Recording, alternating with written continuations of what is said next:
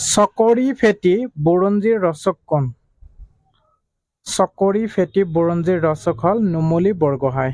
মনত ৰাখিব, চকৰি ফেটি বুৰঞ্জীৰ ৰচক হ'ল নুমলী বৰগোহাঁই। মোগলসকলে অসম কিমানবাৰ আক্ৰমণ কৰিছিল? মোগলসকলে অসম ১৭ বাৰ আক্ৰমণ কৰিছিল। মনত ৰাখিব, ১৭ বাৰ আক্ৰমণ কৰিছিল মোগলসকলে অসম।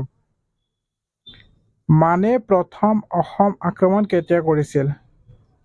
মানে প্ৰথম অসম আক্ৰমণ ১৮৭১ খ্ৰীষ্টাব্দত কৰিছিল।